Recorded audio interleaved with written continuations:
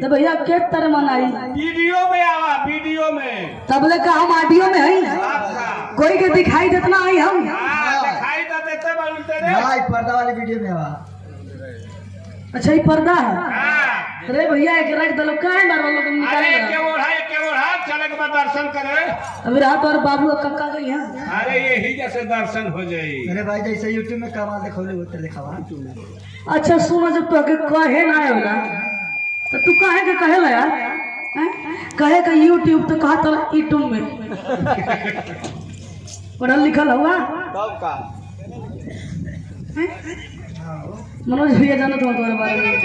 देख क्या करी हो भैया और हिला कुछ लोग भैया हाथ उठावत हो हां उठेबे करी है लेकिन कहे में सबको जात में हां देखे क्या करे उठ नहीं आप लोगों का विचार है लाल बहादुर भैया देखते नहीं हो देख जे हनु हो ये भी विचार हो देखा हाँ बोल तू ना जनगा हां वो जब क्लियर बताई है तबे अलाउ सही आपका आओ तब भैया आओ सही है ना हो देखता ए मर्द रखा यार यही संपल है ना मोड़ा अरे पार्टी में इतना बड़ा हां हो ई बहुत खानदानी घटिया है तोहरे खाला या तोहरे में छेद करेला तू कौन बढ़िया बोला तारा मने हमरा ई के में छेद करेला पतल में हम पतल के घूमिला अरे भाई कहाला ही बतिया गजब इंसान लोग बड़ा भैया ना भाई ना बोलवा ना हो पक्का ना बोलवा नहीं अगर बोल देहला तो समझ जाइए हम करताल कहवा से डालेंगे या कहां से निकाल लेंगे फिर पता न चलेगा। तो आओ भैया अच्छा आप लोग घबराई मत हां ये मत सोचो हां कि और ले हला हां तो आगे का कार्यक्रम मतलब करबे ना करी मतलब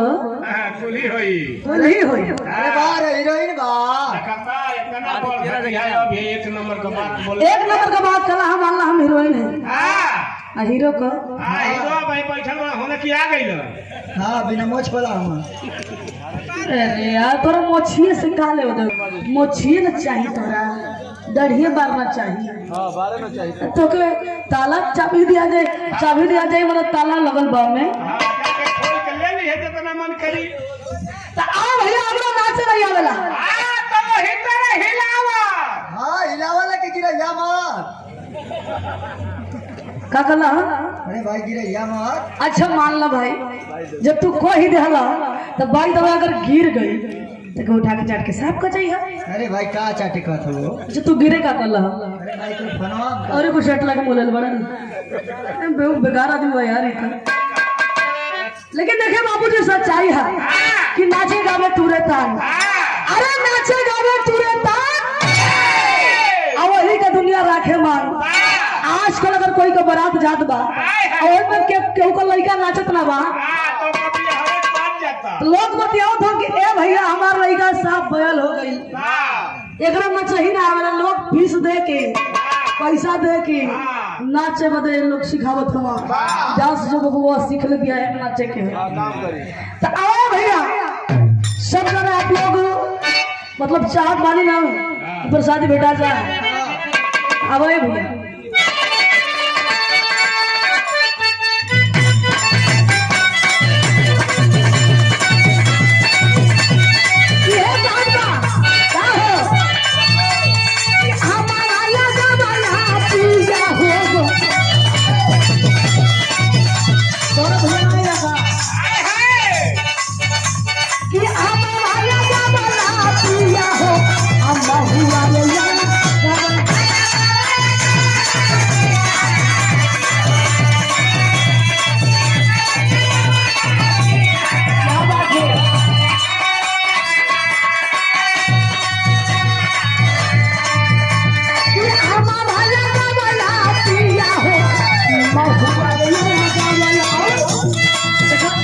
इतना तो मैं खबर के बन जाओ भेज देता हूँ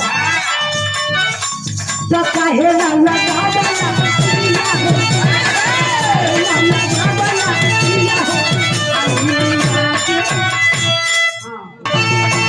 तो काहे ना लगा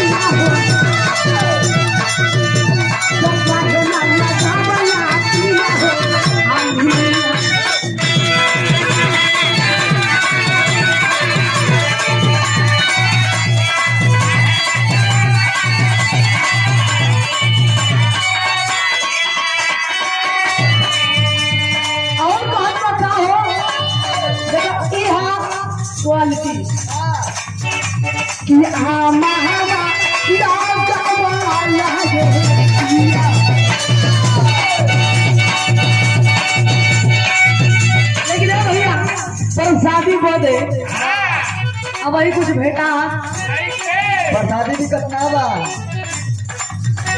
कि हम कुछ